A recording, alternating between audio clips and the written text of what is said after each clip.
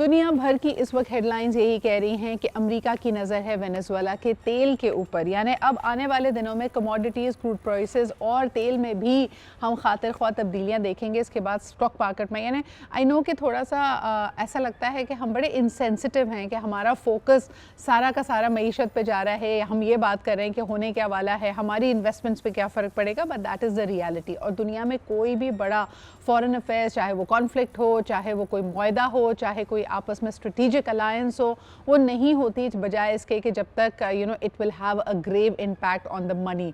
So let's talk about that. हमारे साथ मौजूद है Shahryar Butt is a portfolio manager with डेडरुजन सिक्योरिटीज़। बहुत बहुत शुक्रिया आपकी मौजूदगी का। आप क्या फोर्सी कर रहे हैं, क्योंकि मार्केट आज खुलेगी, दुनिया भर की मार्केट्स खुलेंगी शहरियार, और ये वाकया सैटरडे को हुआ है, सरापा एहतजाज ऑलरेडी हैं लोग, क्या असरात देख रहे हैं इसके? देखिए, टू बी वेरी ऑनेस्ट, कोई बहुत ज़्यादा इम्पैक्ट मार्केटों पे हम नहीं देख रहे, क्योंकि एक नॉर्मल एक अमेरिका की तरफ से एक जैसा से एक अटैक किया गया है और स्मूथली ट्रांजैक्शन कर ली गई है। प्रेसिडेंट को उन्होंने किडनैप कर लिया, आप कह सकते हैं, ठीक है। और ऑयल मार्केट में हम कुछ वॉलेटिलिटी विटनेस कर सकते हैं आने वाले दिनों में, लेकिन ओवरऑल जो हम देख रहे हैं कि जो दुनिया भर में जो ऑयल ग्रोथ है वो हम देख रहे हैं कि काफ़ी कम हुई है। और ख़ास तौर पे जो प्राइजेस हैं, लास्ट अगर हम बात करें लास्ट मंथ की, तो तकरीबन 5% ऑयल प्राइजेस कम हुई हैं, और लास्ट 1 ईयर में तकरीबन 15% से ज़्यादा ऑयल प्राइजेस कम हुई हैं। WTI इस वक्त भी 57 के पास ट्रेड कर रहा है, जो कि नॉर्मली 65 to 70 बैरल के पास ट्रेड कर रहा होता था। तो ओवरऑल दुनिया भर में हम देख रहे हैं कि डिमांड ऑयल की कम है, और ख़ासतौर पे पाकिस्तान इसका बेनिफिशियरी हो सकता है। आपने देखा कि लोकली भी पाकिस्तान में भी 10 रुपीज़ पेट्रोलियम प्राइसेस में कमी की गई, और हमारे जो इंपोर्ट बिल है उसको भी काफ़ी ज़्यादा इसका पॉजिटिव इम्पैक्ट पड़ सकता है। अच्छा शहर, इस पे थोड़ी सी कमोडिटीज़ और इंडस्ट्रीज़ की बात इसलिए करना चाहेंगे, जैसे मैंने शुरू में कहा कि वेनेजुएला ओपेक के फाउंडिंग मेंबर्स में था। एक ज़माने में जब अपनी मैक्सिमम आउटपुट ये दे रहे थे 90 की दिहाई में, तो 3.5 मिलियन बैरल्स रोज़ाना निकाली जाती थी वेनेजुएला से, एक्सपोर्ट होती थी। और इसके बारे में ये कहना गलत नहीं होगा कि ये दुनिया के 7% ऑयल इस पर डिपेंड करता था। आज ये घटकर अगर इनकी प्रोडक्शन को देखा जाए तो तकरीबन 1 मिलियन बैरल्स ये आज भी पर डे निकालते हैं। और अभी हाल ही में हमने ये भी देखा कि अमेरिका के मामलात, क्योंकि ये ज़्यादातर ये जो ऑयल होता था, अगर हम कनाडा की बात करें, नॉर्थ अमेरिका का, तो वो रिफाइन होता था, वो एक्सपोर्ट किया जाता था to America only, because that was the natural transition. अब सूरत हाल बदलेगी, और ख़ास तौर पे मैं यहाँ पे आपसे ये भी बात करना चाहूँगी कि दुनिया भर की जो मार्केट्स हैं, अगर अमेरिका के स्टॉक एक्सचेंज और सबको न्यूयॉर्क स्टॉक एक्सचेंज को देखा जाए, everybody is betting on 11 AI companies. ये कितना प्रॉब्लमैटिक है शहरियार, क्योंकि अभी तक जितनी AI कंपनीज ऑपरेट कर रही हैं उनको 2 बड़ी रिक्वायरमेंट्स है। नंबर 1 एनर्जी, नंबर 2 जो वो डेटा बना रही हैं उसकी स्टोरेज। कहा जाता है कि स्टोरेज में इस वक्त सिर्फ 3% उनकी करंट स्टोरेज में रह गया है। बिजली की डिमांड उनकी बढ़ती चली जाएगी, therefore oil and other places will be important.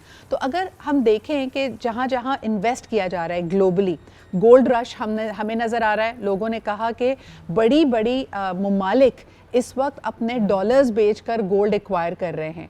America की पूरी इकोनॉमी इन 11 AI कंपनीज पर खड़ी है। क्या हम ग्लोबल रिसेशन की तरफ जा रहे हैं? जी डेफिनेटली हम देख रहे हैं कि जिस तरह से डॉलर वीक हो रहा है उसका इम्पैक्ट पूरी दुनिया भर की मार्केटों में भी देख रहे हैं, और खासतौर पर अमेरिकन इकोनॉमी कहा जाता है कि इस वक्त जो अपने नाजुक तरीन दौर से गुजर रही है। यही वजह है कि आपको देख रहे हैं डोनाल्ड ट्रंप बहुत ज़्यादा पैनिक नज़र आ रहे हैं, अग्रेसिव नज़र आ रहे हैं। वो टैरिफ बार बार चेंज कर रहे हैं, उनकी पॉलिसीज़ पे काफ़ी ज़्यादा नुक्ताचीनी हो रही है। अमेरिका में भी खासतौर पे बेरोज़गारी की शरह में बहुत इजाफा हुआ है। कहीं वो जो वहाँ के जो सेंट्रल बैंक है उनको धमकियां देते हुए नज़र आते हैं कि आपने एक जगह पे इंटरेस्ट रेट को मेंटेन रखना है। वहीं वो भारत जो उनके काफ़ी ज़्यादा एलाय था उसके अगेंस्ट काफ़ी ज़्यादा उसको एग्रेसिवली उसको एड्रेस करते हैं। सेकेंडली हम देख रहे हैं कि जिस तरह जो उनके क्लोजली कंट्रीज़ हैं उनके हवाले से भी वो कोशिश करें, वो बहुत ज़्यादा जल्दी में हमें नजर आते हैं कि इकोनॉमी को अपनी रिवाइव किया जाए, कुछ बेहतर तौर पे लेकर आए, लेकिन कुछ डेट बढ़ता जा रहा है। और US डॉलर जो है वो काफ़ी ज़्यादा वीक हो रहा है। हम देखें अगेंस्ट यूरो और उसके अलावा पाउंड के अगेंस्ट काफ़ी ज़्यादा वीक हुआ है। तो Shahryar, what does this mean for Pakistan? क्योंकि पाकिस्तान में गोल्ड में लोग इन्वेस्ट करते हैं, लैंड में इन्वेस्ट करते हैं, स्टॉक मार्केट के बजाय उनको अभी भी लगता था कि अपने पैसों को डॉलर्स में कन्वर्ट करा के अगर रख लें तो ये एक अच्छी इन्वेस्टमेंट होगी। तो क्या आपको लगता है कि आने वाले 1 साल में, और ज़बरदस्त कामयाबी और नंबर्स शो कर रही है पाकिस्तान स्टॉक एक्सचेंज, क्या लोग इस तरफ माइल होने वाले हैं? देखिए ऑलरेडी लिक्विडिटी जो है वो पाकिस्तान स्टॉक मार्केट की तरफ डाइवर्ट हो चुकी है। अगर लास्ट 2 ईयर्स का हम डेटा देखते हैं, मई 2023 जब पाकिस्तान डिफ़ॉल्ट के खतरात से मंडला रहा था, हम देखते हैं कि उस वक्त श्रीलंका डिफ़ॉल्ट का खतरात हुए थे, फिर पाकिस्तान की तरफ सारी चीज़ें डाइवर्ट हुई थी, लेकिन पाकिस्तान ने IMF का प्रोग्राम लिया और IMF के प्रोग्राम लेने के बाद से 360 चेंजेस आने शुरू हो गए। ख़ासतौर पे हमने देखा कि रिफॉर्म्स के एजेंडे के ऊपर जिस तरह से गवर्नमेंट ने काम किया, सबसे जो इंपॉर्टेंट काम किया वो डॉलराइजेशन का खात्मा किया कंट्री में। जो हमारा डॉलर ट्रैवल हो रहा था, स्मगल हो रहा था अफगानिस्तान की तरफ, उसका खात्मा हुआ। आपने देखा कि ओपन मार्केट में एक वक्त US डॉलर 330 के करीब भी चला गया था और काफ़ी हमने इसको मेंटेन रखा है पिछले 1 साल से। अगर देखते हैं 280 के आसपास, तो काफ़ी बड़ी कामयाबी है। दूसरी तरफ जो गोल्ड है फिजिकली लेना बहुत ज़्यादा मुश्किल हो गया है, किसी भी आप कह सकते हैं इन्वेस्टर के लिए होल्ड करना उसको बहुत मुश्किल है। तो यही वजह है कि सारी जो लिक्विडिटी है वो पाकिस्तान स्टॉक मार्केट में आ रही है। साथ साथ हम देखें रियल एस्टेट पे गवर्नमेंट ने कुछ नए टैक्सेस आयद कर दिए गए। कंट्री में इतने एवेन्यू बचे नहीं हैं और पाकिस्तान स्टॉक मार्केट में जहाँ वैल्यूएशन ऑलरेडी बहुत ज़्यादा कम थी, कंपनीज हम देख रहे थे 3 और 4 के पी के पास ट्रेड कर रही थी, तो इन्वेस्टमेंट उन पर आना शुरू हुई, लिक्विडिटी आना शुरू हुई। What about commodities exchange? कई लोगों ने अब जब सोचा है, और कई लोग सवाल ये भी करते हैं कि भाई मार्केट भी उठान पर है, गोल्ड अपने पीक प्राइसेस पर है, लेकिन अभी कुछ कमी हमने देखी है गोल्ड प्राइसेस में, तो लोगों ने रुख किया है कमोडिटीज एक्सचेंज का भी, क्योंकि वहाँ पे आप एक तोले का 1,000वां हिस्सा भी ले सकते हैं और कई लोगों के लिए एक अच्छी इन्वेस्टमेंट बनती है, थोड़ा थोड़ा थोड़ा करके। और आप अगर 10 तोला या मेरे ख्याल में लिमिट 3 तोला की है कि अगर आपने ले लिया तो आप उसको फिजिकली भी एक्वायर कर सकते हैं कमोडिटीज एक्सचेंज से। आपको क्या लगता है लोगों का रुझान उस तरफ होगा? क्योंकि अभी भी देखें तो only problem I see is कि कैपिटल गेन पे हमारे यहाँ टैक्सेस हैं। यही पैसा अगर म्यूचुअल फंड में रखा जाता है तब भी आपको टैक्स देना पड़ेगा, बैंक में अगर आप रखते हैं तो लगभग एक जैसे ही आपके प्रॉफिट मार्जिन बन जाते हैं, वहाँ पर भी आपको टैक्स देना पड़ेगा। ये एक बैरियर बन रहा है क्या आपके ख्याल में? देखिए बिल्कुल आपने सही कहा। जैसा इंटरेस्ट रेट अगर आज से 1 साल पहले तक बात कर लें, जहाँ 22% था, गिरने के बाद 10.5% आ गया, तो फिक्स इनकम के ऊपर तो कोई फ़ायदा नहीं है। और साथ साथ लास्ट बजट में हमने देखा था कि म्यूचुअल फंड में जो लोग अपनी इन्वेस्ट करते हैं फिक्स इनकम में, गवर्नमेंट ने टैक्सेस बढ़ा के 25% तक उसको लेकर गए। तो अब सरमायाकार जो भी हैं वो नए नए एवेन्यू तलाश कर रहे हैं। पाकिस्तान स्टॉक मार्केट इसकी मिसाल है, जहाँ हर महीने तकरीबन 15,000 से ज़ायद नए इन्वेस्टर्स आ रहे हैं। और मैं आपको बताता चलूँ कि जो फीमेल्स हैं और ख़ासतौर पे जो हाउस वाइफ्स हैं वो भी अकाउंट ओपन कर रही हैं, पाकिस्तान स्टॉक मार्केट में इन्वेस्टमेंट्स कर रही हैं।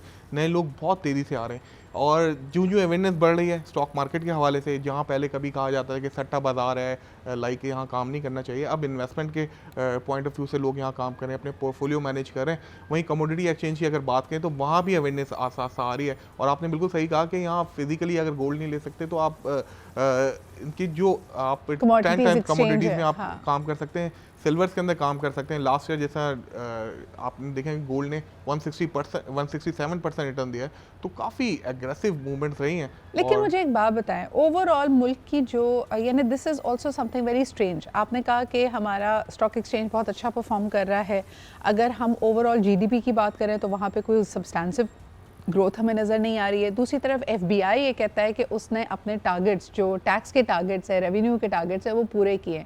तो पाकिस्तान की इकोनॉमी में हो क्या रहा है? जॉब मार्केट लोगों की स्टफ है, मैन्युफैक्चरिंग हम कोई नई कर नहीं रहे, GDP ग्रोथ एंड एक्सपोर्ट्स में कोई बढ़ावा आ नहीं रहा, तो स्टॉक मार्केट इतना ज़बरदस्त परफॉर्म कर कैसे रही है? देखिए स्टॉक मार्केट इसलिए बहुत अच्छा परफॉर्म करी, जैसा मैंने आपको बताया कि मई 2023 में जहाँ पाकिस्तान के ऊपर डिफ़ॉल्ट के खतरात मंडला रहे थे और हमने देखा था कि सब पाकिस्तान को कंपेयर कर रहे थे श्रीलंका से। सडनली हम IMF के प्रोग्राम में गए, उस वक्त पाकिस्तान स्टॉक मार्केट बहुत ज़्यादा गिर गई थी, इंडेक्स हमारा 40,000 के लेवल के पास आ गया था। और प्राइस टू अर्निंग रेशियो की बात करें तो 3 से 4 के पी पे मार्केट ट्रेड कर रही थी, जो कि आप इस तरह से अंदाज़ा लगा सकते हैं कि आप 3 रुपये लगा के 1 रुपया कमा रहे थे एनुअली। तो बहुत ही लोवेस्ट होते हैं। अगर हम देखते हैं खित्ते के दूसरे ममालिक में देखें, जहाँ भारत 20 के पी पे ट्रेड कर रहा है, 15 से 18% पे दूसरी मार्केट ट्रेड कर रही है, तो मार्केट में लिक्विडिटी आना शुरू हो गई। पाकिस्तान की इंटरनेशनल रेटिंग्स हैं वो इम्प्रूव होना शुरू हो गई, हमारे रिजर्व बढ़ना शुरू हो गए। और जिस तरह से हमने IMF के एजेंडे के ऊपर है रिफॉर्म्स लेकर आए हैं, खासतौर पे मैंने जिस तरह आपको बताया कि हमारी जो रुपया मेंटेन रहा एक जगह पे, रिजर्व स्लाइटली बिल्ड होना शुरू हो गए, तो उसका इम्पैक्ट मार्केट पे आस्ते आस्ते पड़ा। और कंपनीज आपने देखा कि जो लिस्टेड है पाकिस्तान स्टॉक मार्केट में अराउंड 560, उनकी प्रॉफिटेबिलिटी बढ़ती जा रही है। हर गुजरते क्वार्टर के साथ बैंक्स बहुत अच्छा परफॉर्म कर रहे हैं। पाकिस्तान में हमने देखा कि इंटरेस्ट रेट नीचे आने के बाद अब जो सही जो इंटरेस्ट रेट नीचे गिरने के बाद जो इसके असर थे इकोनॉमी पे अब नज़र आना शुरू होंगे। खासतौर पे LSM का डेटा जो लास्ट रहा है उसमें मैन्युफैक्चरिंग में हम ग्रोथ देख रहे हैं, ऑटो सेल्स में हमने देखा कि ग्रोथ हुई है, बैंक ने 350 अरब से ज़ायद की जो है वो कार फाइनेंसिंग की है। तो ये सारा इम्पैक्ट है जो आपको आने वाले क्वार्टर्स में नज़र आएगा। That is amazing. अच्छा जी, आप एक दो चीज़ों के मशवरे ज़रूर दें। आपने कहा कि बहुत सारे यंग लोग और मिड टियर प्रोफेशनल्स यानी वो लोग जो 25 से लेके 35 के एज ब्रैकेट में हैं, अब वो उनका रुझान नज़र आ रहा है कि they are investing in the stock market. पहला मशवरा क्या होगा? कई लोग ये भी घबराते हैं कि भाई मुझे तो इतनी ज़्यादा समझ है नहीं, मैंने शुरुआत कैसे करनी है? देखिए, शुरुआत बहुत ही सिंपल है। लाइक जिस तरह से आप कोई अपना बैंक अकाउंट ओपन करते हैं, इसी तरह स्टॉक मार्केट में बहुत सारे ब्रोकर्स हैं।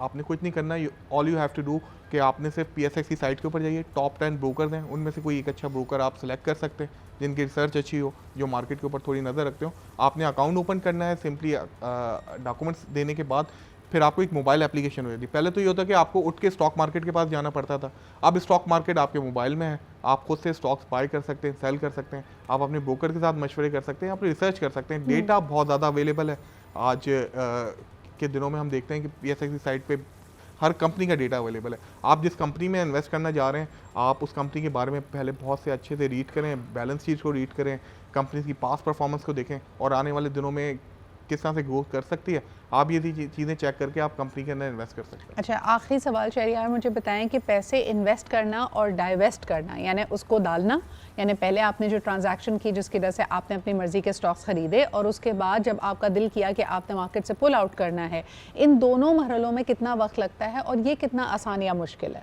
देखिए, ये सिर्फ आपके फिंगर टिप के ऊपर होता है। आपने पैसे ट्रांसफर करने होते हैं। अब तो आपने देखा कि कंट्री डिजिटल की तरफ बढ़ रही है। आप और हम बिजली के बिल से लेके सारी पेमेंट जो है वो डिजिटली हम ट्रांसफर कर देते हैं। आप एक फिंगर टिप के ऊपर ब्रोकर को पैसे अपने ट्रांसफर करते हैं और जब आपको पेमेंट रिक्वायर्ड होती है, आप फिंगर टिप के ऊपर एक अप्लाई कर देते हैं, शाम को पैसे आपके अकाउंट के अंदर ट्रांसफर। क्या बात है। तो थिंग्स आर ईजियर। जो आपका सबसे बड़ा खतरा था कि बैरियर टू एंट्री या एग्जिट क्या है, कई लोगों ने इसको हमेशा गैम्बलिंग से मुतरादिफ समझा कि भाई एक जुआ है, एक रिस्क है, हो सकता है माला माल कर दे, हो सकता है लुट जाएं, बिल्कुल ही सब कुछ ही ख़त्म हो जाए। That's not the case. You have experts, you have people who can help you out. आप कंपनीज जिसमें इन्वेस्ट करना चाहते हैं उसको स्टडी कीजिए। पेनी स्टॉक के बजाय ब्लू चिप कंपनीज की तरफ जाइए जो कि मुस्तनिद हैं या जिसका फ्यूचर आपको नज़र आ रहा है। मिसाल के तौर पे जो एनर्जी कंपनीज हैं पाकिस्तान की। बहुत बहुत शुक्रिया शहरियार मौजूद होने के लिए। And you can also get in touch with him, ताकि आप अगर चाहते हैं कि शहरियार आपकी रहनुमाई करें तो ही is also available for that as an expert.